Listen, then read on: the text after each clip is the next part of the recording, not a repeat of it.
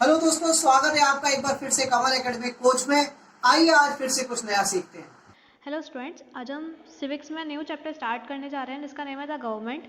यहाँ हम गवर्नमेंट के बारे में पढ़ेंगे, उसकी ज़रूरत क्यों होती है, मेनली गवर्नमेंट क्या क्या फंक्शंस करती है, उसके कितने लेवल्स होते हैं, उसके लॉज के बारे में, गवर्नमेंट के टाइप्स के बारे में, या डेमोक्रेटिक गवर्नमेंट के बारे में। देन जो गवर्नमेंट है वो मेनली पीपल का ग्रुप है जो कि ऑफिशियली लीगली कंट्रोल करता है किसी भी इकोनॉमिक को, सोशल को, या कोई भी और दूसरी एक्टिविटीज़ को कंट्री की और स्टेट की, और डिसीजन बनाता है टैक्स के लिए, लॉज के लिए, या पब्लिक एक्टिविटीज़ के लिए। अब मेनली गवर्नमेंट जो है वो हमें ज़रूरत क्यों होती है उसकी, तो सारी कंट्रीज़ को है गवर्नमेंट की ज़रूरत होती है अपने डिसीजंस बनाने के लिए और पीपल के अच्छे के लिए। जब ह्यूमन बींग्स रहते हैं, वर्क करते हैं साथ साथ, तो उनको ज़रूरत होती है कुछ अमाउंट की ऑर्गेनाइजेशन की जिससे वो डिसीजंस बना सकें। कुछ रूल्स वगैरह जो होते हैं वो बनाए जाते हैं साथ में रहने के लिए पीसफुली। तो इसलिए गवर्नमेंट जो है वो ज़रूरत होती है उसको रूल बनाने की और उनको इन्फोर्स करने की।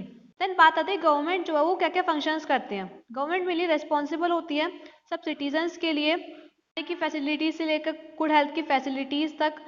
जब कोई भी नेचुरल डिजास्टर्स होता है लाइक सुनामी या अर्थक्वेक, तो गवर्नमेंट ऑर्गेनाइज करती है एड को, असिस्टेंस ऑर्गेनाइज करती है अफेक्टेड पीपल के लिए। गवर्नमेंट जो है वो मिली डिसाइड करती है कि कहाँ पे रोड्स बनेंगी, कैनाल्स बनेंगे, हॉस्पिटल्स बनेंगे, स्कूल्स बनेंगे, और किस तरीके से फूड ग्रेन्स का प्राइस रिड्यूस किया जाएगा जब वो बहुत ज़्यादा महंगे हो जाएंगे, या और तरीका निकालती है कि किस तरीके से इलेक्ट्रिसिटी की सप्लाई है वो इंक्रीज़ हो, पेट्रोल की सप्लाई इंक्रीज़ हो, कुकिंग गैस की इंक्रीज़ हो, या वाटर की इंक्रीज़ हो। किसी भी डिस्प्यूट और क्राइम के बेसिस पे पुलिस होती है, कोर्ट्स होते हैं, जो कि एक गवर्नमेंट का ही पार्ट होता है। गवर्नमेंट मेनली प्रोटेक्ट करता है कंट्री की बाउंड्रीज को, प्रोटेक्ट करता है। गवर्नमेंट मेनली जो है वो बहुत सारे पब्लिक फैसिलिटीज़ रन करवाती है, जैसे पोस्टल है, रेलवे, शिप, एयर सर्विसेज। ये बिग इंडस्ट्रीज़ को भी मैनेज करके चलती है, लाइक स्टील प्लांट्स है, पेट्रोलियम की ड्रिलिंग है। गवर्नमेंट ने बहुत सारे प्रोग्राम्स चलाए हैं पुअर्स को हेल्प करने के लिए, मतलब गरीबों को हेल्प करने के लिए। तो मेनली जो गवर्नमेंट के फंक्शंस होते हैं वो ऑर्डरली मैनर्ड होते हैं मल्टीफेरियस एक्टिविटीज़ को परफॉर्म करने के लिए हर ऑर्गेनाइजेशन में, हर प्लानिंग में। कंट्री के पीपल होते हैं, मतलब उनके पास डाइवर्स पॉलिटिकल या रिलीजियस कल्चर या इकोनॉमिक बैकग्राउंड्स होते हैं, उनमें बहुत सारे डिफरेंसेस होते हैं उनके थॉट्स में, उनकी एक्टिविटीज़ में। तो इन सब कॉन्फ्लिक्ट को अवॉइड करने के लिए, क्वालिटीज़ को इंश्योर करने के लिए, या सबको अपॉर्चुनिटी देने के लिए बहुत सारे रूल्स और लॉज बनाए गए हैं जो कि कॉन्स्टिट्यूशन में कंटेन्ड है। देन नेक्स्ट बात आती है गवर्नमेंट के लेवल्स की। तो एक सिंगल गवर्नमेंट जो होता है वो बहुत सारे बिलियन पीपल के बीच में नहीं रह सकता इंडिया में, स्पेशली तब जब बहुत सारे फिजिकल डाइवर्सिटीज़ हों। तो इन सबको मैनेज करने के लिए नेशन को प्रॉपरली गवर्नमेंट जो है वो डिफरेंट लेवल्स के फंक्शन करती है, लोकल लेवल, स्टेट लेवल और नेशनल लेवल। लोकल लेवल जो हमारे लोकेलिटी में होते हैं, विलेज वगैरह की, टाउन्स की या सिटी की। स्टेट लेवल जो पूरे एंटायर स्टेट के होते हैं, लाइक पंजाब है, हरियाणा, उत्तर प्रदेश। और नेशनल लेवल जो है पूरे नेशन के होते हैं। जो नेशन है मेनली डिवाइडेड है 28 स्टेट्स और 8 यूनियन टेरिटरीज में, और ये सारी जो स्टेट होती हैं वो भी डिवाइडेड है बहुत छोटे छोटे डिस्ट्रिक्ट्स में एडमिनिस्ट्रेशन पर्पस के लिए। जो डिस्ट्रिक्ट एडमिनिस्ट्रेशन होती है वो यूनिट स्टेट गवर्नमेंट होती है डिस्ट्रिक्ट लेवल पे। डिस्ट्रिक्ट जो होती है वो हेड होता है डिस्ट्रिक्ट मजिस्ट्रेट के थ्रू, जिसके बाद उनको बोला जाता है कलेक्टर। और सारे विलेजेस, टाउन, सिटीज़, ये सब अंडर में आते हैं उसकी सुपरवाइजन की। देन आता है लॉज एंड द गवर्नमेंट। तो सेंट्रल और स्टेट गवर्नमेंट है वो लॉज बनाती है हर सिटीजन्स के लिए इंडिया की, उनको फॉलो करने के लिए।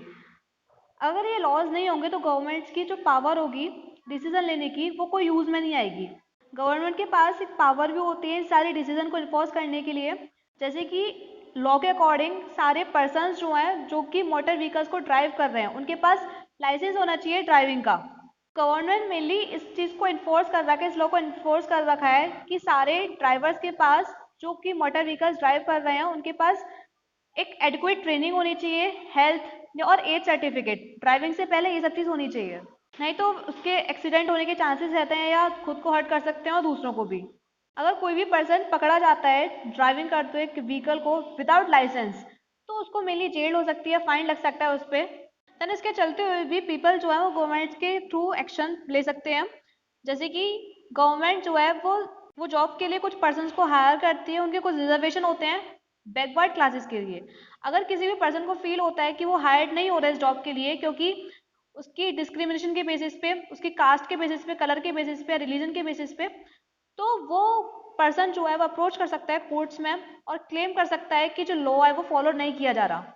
कोर्ट के पास पावर्स होती हैं, पर्सन को जस्टिस देता है अगर कोई भी उनको क्लेम सही लगता है तो। देन बात आती है गवर्नमेंट की टाइप्स की।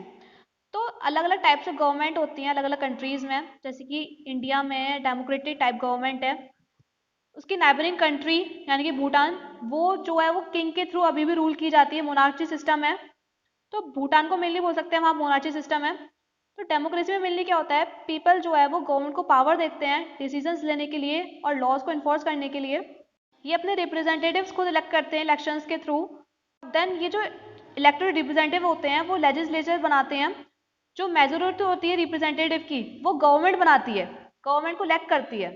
मोनार्ची सिस्टम में मेनली ये होता है कि उसी के पास पावर होते हैं डिसीजंस को लेने की और गवर्नमेंट को चलाने की। सिस्टम में पीपल के पास कोई भी पावर नहीं होती, ना कोई कोर्ट्स में जा सकते हैं अपनी जस्टिस के लिए मोनार्ची के अगेंस्ट, जैसे डेमोक्रेसी में होती है। देन आता है डेमोक्रेटिक गवर्नमेंट। यहाँ पे डेमोक्रेसी को मेनली ऐसे एक्सप्लेन कर सकते हैं, जो पीपल है वो रूल्स को ओबे करते हैं जो रिप्रेजेंटेटिव्स के द्वारा पास की जाती है। तो मेनली डेमोक्रेसी जो है वो पीपल के द्वारा रूल की जाती है। मेन आइडिया होता है कि पीपल जो है वो रूल करते हैं खुद के द्वारा, खुद को पार्टिसिपेट करके रूल्स बनाने के लिए इनडायरेक्टली ये पार्टिसिपेट करते हैं। तो डायरेक्ट डेमोक्रेसी में एंशिएंट ग्रीस में जो सारे पीपल थे मेनली पूरा पार्ट उन्होंने गवर्निंग प्रोसेस में पार्टिसिपेट किया था। वहाँ का जो पॉपुलेशन था वो उन दिनों ज़्यादा था नहीं। अब कंट्रीज़ का साइज ऑफ पॉपुलेशन जो है वो मेनली लार्ज हो गई है, क्योंकि फीजिबल नहीं है सबको इन्वॉल्व करना पीपल को डायरेक्टली डिसीजन मेकिंग, किसी भी डिसीजन मेकिंग एक्टिविटीज़ में। इसलिए मेनली हमारे पास रिप्रेजेंटेटिव डेमोक्रेसीज होती हैं जहाँ पे पीपल जो हैं वो अपने रिप्रेजेंटेटिव्स को खुद इलेक्ट कर सकते हैं इलेक्शंस के थ्रू और लॉज बनाने के लिए, पॉलिसीज बनाने के इन्वॉल्व होते हैं। ये सारे रिप्रेजेंटेटिव्स जो होते हैं वो मिलते हैं और एक डिसीजन बनाते हैं पूरे पॉपुलेशन के लिए। पहले ग्रीस में जो पीपल के कुछ कैटेगरीज होते थे सिर्फ उन्हीं को वोट का राइट था। जो लोग एजुकेटेड होते थे सिर्फ उन्हीं वही वोट कर सकते थे, और दूसरे टाइप्स की जो डेमोक्रेसीज होती है सिर्फ और सिर्फ वही पीपल की खुद की प्रॉपर्टी होती है और वेल एजुकेटेड होते हैं उनको वोट करने का राइट था। पहले जो यूनाइटेड स्टेट्स था अमेरिका यानी कि यूएसए और यूके, वहाँ पर वुमेन को वोट करने का कोई राइट नहीं था। अब इन दिनों जो गवर्नमेंट है वो खुद को डेमोक्रेटिक नहीं बोलती है जब तक वो यूनिवर्सल एडल्ट फ्रेंचाइजी को अलाउ नहीं करती पॉलिटिकल इलेक्शंस में। मतलब सारे एडल्ट्स को कंट्री में वोट का राइट है। तो हमारे इंडिया में हर सिटीजन्स को वोट का राइट है एट द एज ऑफ 18 और उससे भी ज़्यादा। अपने इंडिया में इंडिपेंडेंस से पहले सिर्फ छोटी माइनॉरिटी अलाउड थी वोट के लिए, ये सब साथ जुड़े और एक मेजोरिटी बनाई। तो इंडिया जो है वो डेमोक्रेसी है जहाँ पे यूनिवर्सल एडल्ट फ्रेंचाइजी इम्प्लीमेंट होती है इंडिपेंडेंस के बाद ही। यहाँ पे कोई डिस्टिंक्शन नहीं होता कास्ट, कलर, रिलीजन, जेंडर, इन सब के बेसिस पे किसी भी पर्सन पे, या कोई पर्सन अनएजुकेटेड या एजुकेटेड है उसके बेसिस पे। देन आता है वुमेन्स सफ्रेज मूवमेंट। यहाँ पे सफ्रेज टर्म होता है मीन्स किसी भी पॉलिटिकल इलेक्शन में वोट का राइट होना, वोट का अधिकार होना। तो जब फर्स्ट वर्ल्ड वॉर हुआ तो मेंस जो थे वो फाइटिंग के लिए जाते थे, लड़ते थे वो। तो इसी चीज़ की वजह से वुमेन्स जो थे वो अपना काम खुद करती थी सारा। तो पहले मेंस करा करते थे जैसे कि व्हीकल्स की ड्राइविंग या बिग मशीन्स पे वर्क करना। बहुत वुमेन्स ने ऑर्गेनाइजिंग बना ली और अलग अलग टाइप्स के वर्क बना लिए उनको मैनेज करना। इसमें क्या हुआ कि वुमेन को जागरूकता लाई उसके अंदर। उन्हें ये सोचा उनके साथ स्टीरियोटाइप्स बनाया गया था और होम में रहना दिया जाता था। उन्हें करेज और कॉन्फिडेंस गेन कर लिया चीज़ों को करने के लिए, क्योंकि पहले मेंस करा करते थे। उन्हें ये लगने लगा कि डिसीजंस बनाने के लिए उन्हें इक्वली कैपेबल होना चाहिए। वर्ल्ड में कहीं भी गवर्नमेंट जो है उनको पावर शेयर नहीं कर रखी थी। देन वुमेन्स ने कैंपेन स्टार्ट किया अपने राइट्स के लिए, खुद को ऑर्गेनाइज किया मूवमेंट में, उन्हें रैलीज निकाली और डेमोन्स्ट्रेट किया अपनी डिटर्मिनेशन को राइट टू वोट अचीव करने के लिए। उन्हें चेन बनाई, रैलीज बनाई पब्लिक प्लेसेस पे। उन्हें ये आर्ग्यू किया था कि बहुत वुमेन्स जो थी पास्ट में वो क्वींस थी जिनने अपनी ड्यूटीज़ को आसानी से डिस्चार्ज कर दिया था, छोड़ दिया था। उनमें से बहुत थी जो इम्प्रिजेंट थी और जब वो भूख हड़ताल में बैठे थे तो उन्हें ज़बरदस्ती खाना खिलाया गया।